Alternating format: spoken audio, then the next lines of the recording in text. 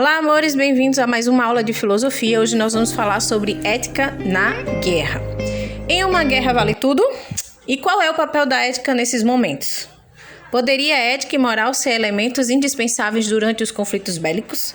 E durante uma guerra, os direitos humanos deveriam ser respeitados? Esses são questionamentos que nós podemos levantar quando nós pensamos em ética e guerra. Boa convivência, relacionamento saudável, respeito aos direitos humanos, respeito aos outros e aos seus costumes, respeito à religião, à cultura, à língua, à cor da pele, à etnia e à orientação sexual. Todas essas atitudes de respeito, entre outras, caracterizam aquilo que denominamos de ética. Então, todos os princípios, leis e regras que favorecem a vida de um povo fazem parte da ética vivida e praticada por ele. Esses princípios, leis e regras demonstram a capacidade de um povo de se relacionar, valorizando as diferenças que nascem junto com a vida e que também as caracterizam. Falar de ética dentro da guerra parece uma proposta um tanto absurda. Embora ambas sejam duas áreas distintas, a ética se faz necessária inclusive em períodos de guerra. Uma vez declarada a guerra, a política e a ética não deixam de existir, pois são os elementos que estarão presentes na consciência de cada indivíduo em combate, de cada governante e de cada cidadão. A reflexão sobre a ética na guerra existe desde a antiguidade com o filósofo Cícero. Mais tarde, durante a Idade Média, surgiram Agostinho de Hipona e Hugo Grotius. Essas questões continuam fazendo parte da reflexão de inúmeros filósofos que buscavam perceber o sentido da ética em momentos de extrema violência, vividos durante as guerras. Compreendendo que a reflexão sobre a ética em conflitos bélicos não é recente, podemos deduzir que a forma como se compreende a ética, o seu conceito e os seus modos de aplicação foram aperfeiçoados com o tempo. Então, esse é o problema particularmente interessante. Se observarmos a história da humanidade, verificamos que a transformação é uma marca importante. O ser humano constantemente passa por processos de mudança.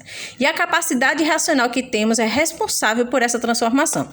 A nossa razão percebe as necessidades que temos e cria instrumentos, formas, ideias e meio para saná-las. O ápice do desrespeito à vida humana, à liberdade, ao bem e, portanto, à ética foi observado durante esse período no qual os massacres eram fundamentados em ideologias como o nazismo e a do fascismo, que dizimaram milhares de vítimas que a gente viu na nossa matéria de história.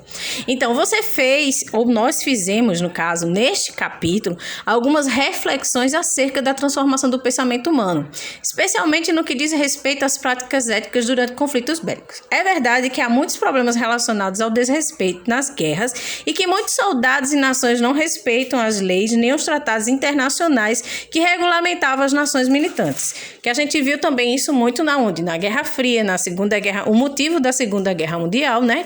E alguns outros conflitos posteriores na matéria de história. Porém, é possível reconhecer que existem esforços para garantir a dignidade das pessoas nos confrontos, sejam elas militares ou civis envolvidas diretamente ou não com a guerra. Um desses esforços é o que hoje conhecemos como Conferências de Genebra. Elas são um marco no que diz respeito à garantia da ética dentro da guerra. Inúmeros países assinaram atualmente esse tratado, inclusive o Brasil, em 1957. De modo geral, as Convenções de Genebra mostraram para a humanidade que, mesmo na guerra, os valores éticos e morais que defendem a manutenção da vida, da paz e do amor devem ser respeitados. Então, por hoje, nossa aula fica por aqui e para fixar o nosso conhecimento eu deixo a atividade das páginas 407 e 411 para vocês. Beijinho para vocês, até a próxima aula.